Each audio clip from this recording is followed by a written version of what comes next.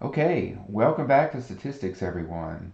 I wanted to use this first video to kind of get us back on track. We broke for our spring holiday and we were just starting statistical inference. So, what I thought I'd do is take a few minutes and kind of go over that stuff again. We've talked about it in class, but we'll take another second look at it. And then I will. Related also to your homework, you do have a homework, and I've changed the due date since our break got extended. So it's due Monday, March 23rd at 11 p.m. And this assignment is over confidence intervals, which we discussed on that last Friday before our break. And so I wanted to take you through those ideas again in hopefully a nice way that'll help you out with that homework. And then in subsequent videos, I will we'll go ahead and start making more progress and learning new things in the area of statistical inference. So let's see. The example that I wanted to discuss with you today will sort of illustrate all the basic ideas of confidence intervals, and uh, it's similar to the example we did in class on Friday. I think in that example we were talking about IQ. In this example, I'm going to talk about a different variable, height. And I'm specifically thinking about height as it's distributed in the population of young U.S. males aged 20 to 29. So that's our population. We'll measure height in inches, and I'm going to make a couple of assumptions here that are pretty standard, and we'll talk more about those as we go forward. First of all, I'm going to assume that height has a normal distribution in this population. Um, that's a fairly standard assumption. It's not always an assumption, and it's not always necessary, but it's going to be a kind of a starting point for us. Uh, and then I'm also going to make another assumption that the standard deviation of the height in the population is known. In this case, I'm going to assume that height among these young men has a standard deviation of 4 inches.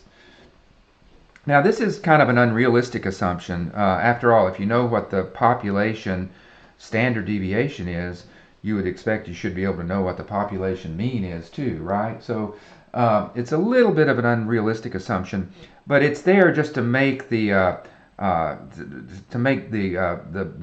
basic ideas not too cluttered by details that are not going to concern us for a little while. So we'll make that assumption for now, and then we'll talk a little bit later in a different lecture about how we can remove that assumption. So that's where we start. Height in the population of 20 to 29-year-old U.S. males has a normal distribution with an unknown mean, but a standard deviation of 4.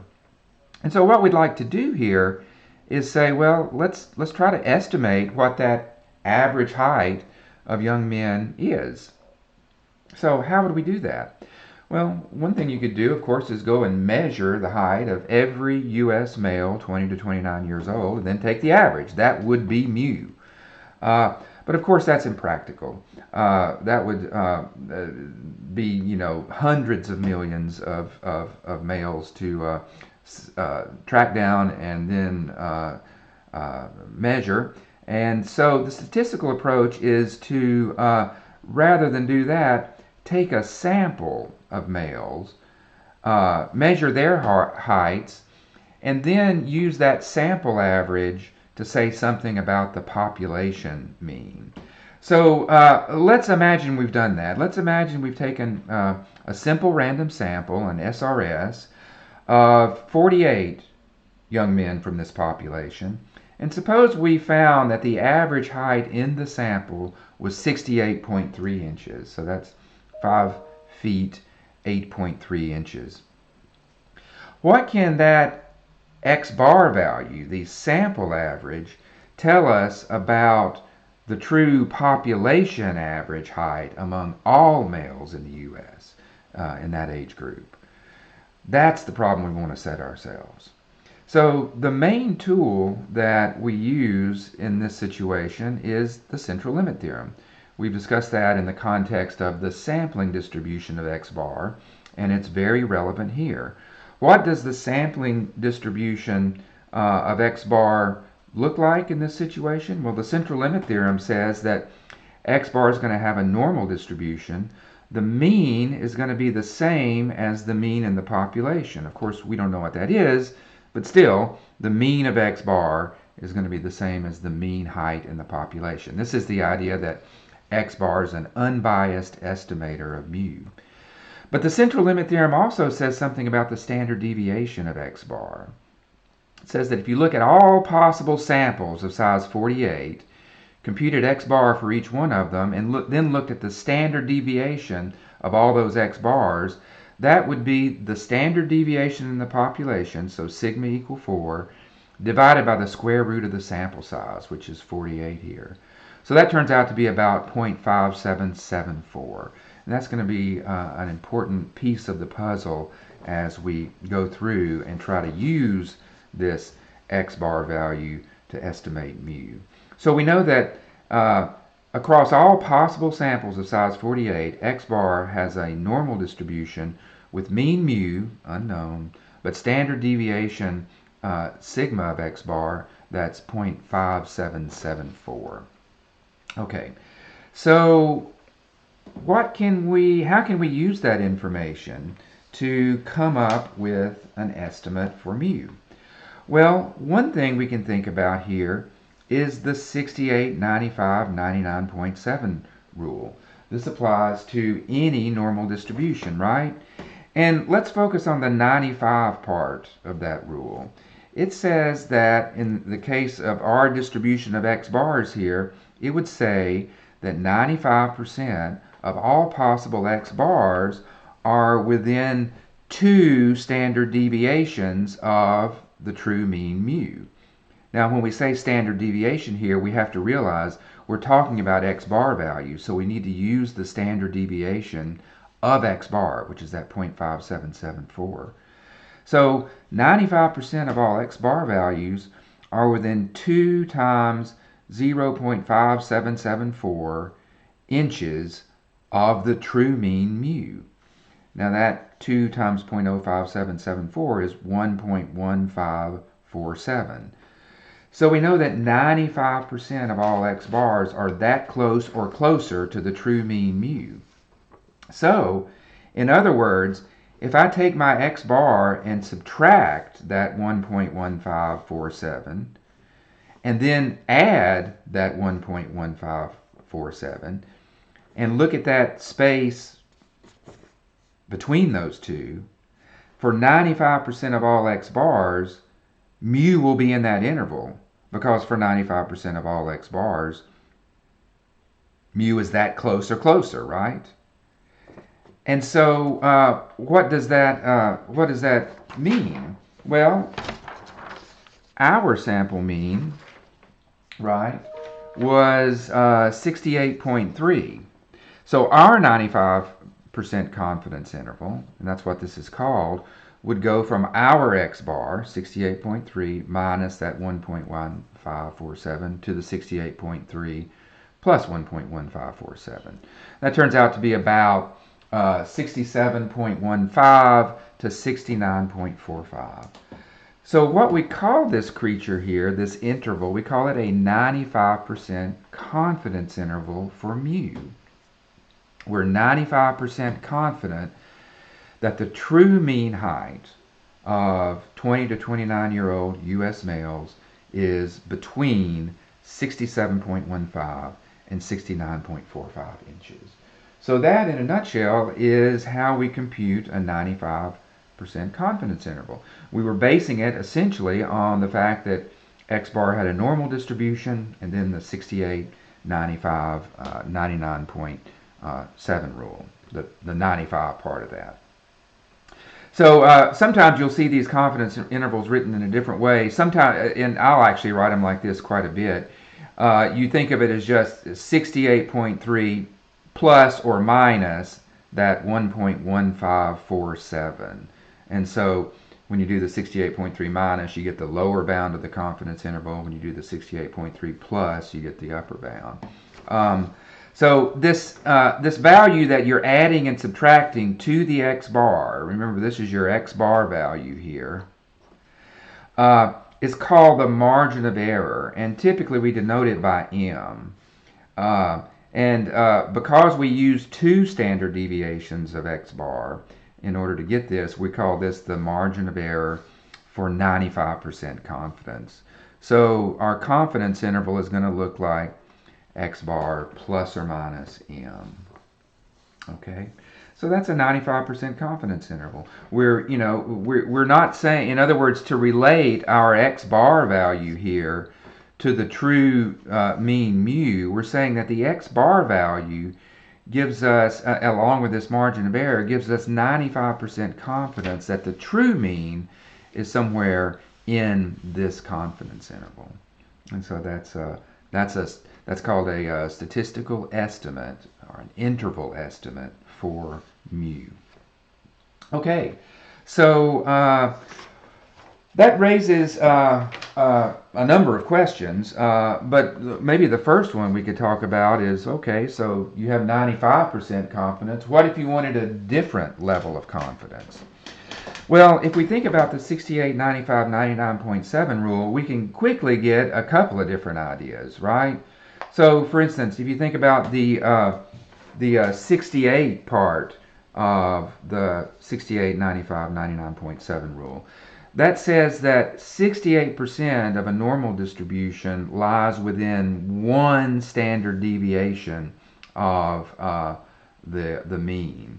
So the margin of error for a 68% confidence interval wouldn't be 2 times the standard deviation of x bar. Remember, the sigma over root n is the standard deviation of x bar. 2 times that gives you 95%, right? For 68% confidence, you just need 1 times sigma of x bar. And so the margin of error for a 68% confidence interval is just the standard deviation of x bar, which in our case is the 0.5774. And the 68% confidence interval itself would be the 68.3 plus or minus that margin of error. Similarly, if you were interested in a 99.7% confidence interval, the 68, 95, 99.7 rule says you need to use 3 standard deviations of x bar. And so our margin of error would be 3 times the standard deviation of x bar, right? So that's 3 times that 0.5774. That turns out to be 1.7321. And that's a mistake. That should have been a 99. That's 99% confidence interval, 99.7 actually. Percent confidence interval would be from, sorry about that, would be from 68.3 plus or minus 1.7321. So as you change the confidence level, right, the margin of error itself is changing. For 68% confidence, we needed a margin of error of 0.5774. For 99.7% confidence, we needed a larger margin of error, right? 1.7321. That can be a little confusing sometimes because people tend to think that, boy, if you got more confidence, you should have a better idea about where the mean truly is. But you really want to think about it this way. The confidence level is somehow related to the likelihood that the mean will fall in the confidence interval. And so if you want more confidence, you have to have a larger margin of error so that the likelihood that the mean is in the interval increases. So there we've seen how you can use the 68, 95, 99.7 rule to get different confidence levels. For 95% confidence, you use, as we said, 2 standard deviations of x bar. For 68% confidence, you only need 1 standard deviation of x bar. but for 99.7% confidence, you need 3 standard deviations of X bar. So the last question that we'll think about today is, well, okay, so what if 68 or 95 or 99.7 isn't exactly what I'm looking for? What if I wanted, say, a 90% confidence uh, interval? Well, you can't use the 68, 95, 99.7 rule anymore for this, but you want to kind of think in the same way, because you want to think like, the 68, 95, 99.7 rule tells you how many standard deviations you need for a certain middle percent, right? 1 standard deviation for the middle 68, 2 standard deviations for the middle 95, and so on. So what you want to ask here, if you're looking for a 90% confidence interval, is how many standard deviations of X bar are needed for 90% confidence? Or to say that in another way, what is the middle 90% of the standard normal distribution? Why do I say the standard normal distribution? Well, remember, whenever we're asking how many standard deviations, we're asking about a z-score, right? Because a z-score is the number of standard deviations. And whenever you're talking about a z-score, you're talking about the standard normal distribution.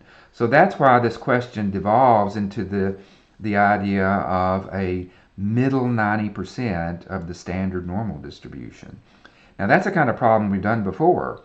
It's an inverse normal problem, here we're dealing with the standard normal distribution, so I've just made a little sketch of that here. And let's just remember how we can go back and find that middle 90% of standard normal distribution. You just first kind of draw a picture to eyeball it. The middle 90%, I'm just going to kind of eyeball like this. And we want 90%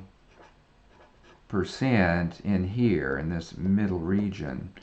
So, since it's the middle region, and since we're centered at 0, when we look for the upper and lower bounds, I'm going to call this lower bound z, and then, I'm sorry, that's the upper bound z, and the lower bound, of course, will be minus that same value.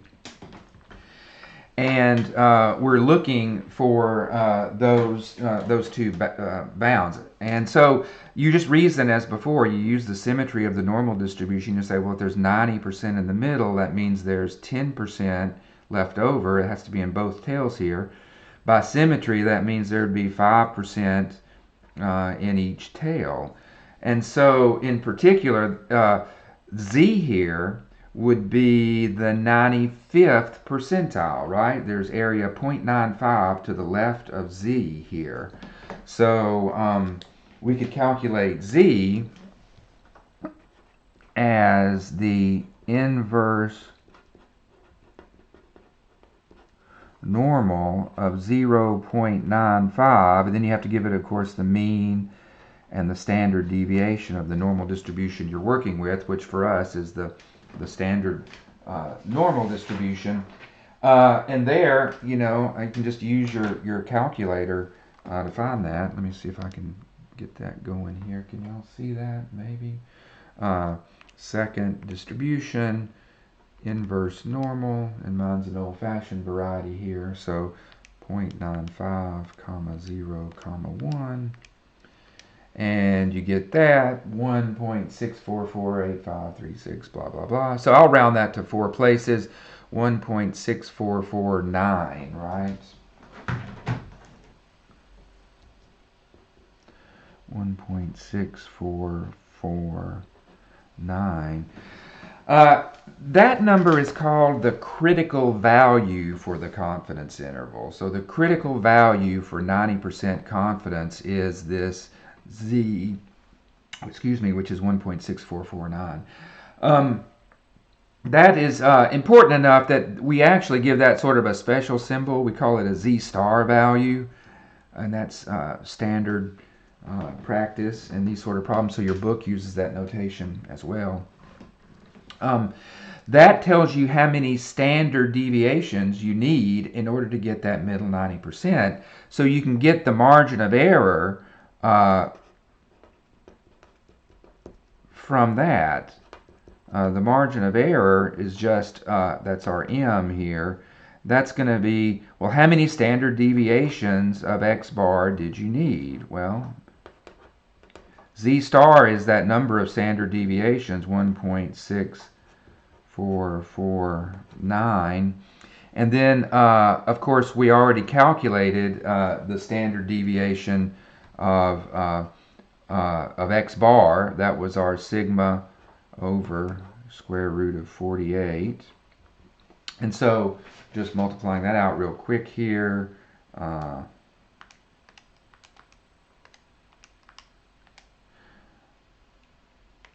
sorry, let's try that again. And then times 4 divided by the square root of 48. And that looks better, 0.9497.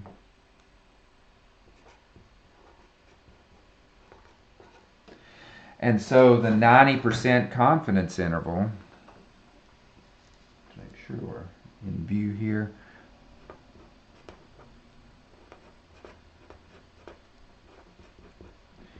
is going to be our mean, which was 68.3, our sample mean, plus or minus that margin of error, 0.9497.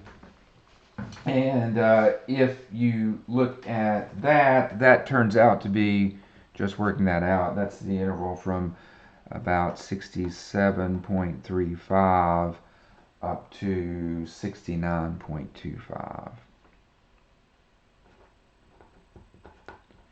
If I did my arithmetic correctly. So that would be our 90% confidence interval for the true mean mu. We're 90% confident that the true mean height of 20 to 29-year-old U.S. males is between 67.35 inches and 69.25 inches. So I hope that helped remind you of things we were doing right before break, and maybe help get you back in the groove of doing the statistical work we have on deck right now. Again, that homework problem is homework set is number 27. It's due on Monday. I went ahead and made it due at 11 p.m. because it just doesn't make much sense to make it due at the beginning of class when we're not actually meeting class. Yeah, I will be continuing to work on resources for us as we're in this online phase. So stay tuned. There'll be more videos, and again, I'm going to be working on some chat rooms and some kind of facilitated online discussion so you guys can ask questions as well. So in the meantime, take care. As always, email me if you have questions, and stay well. Bye now.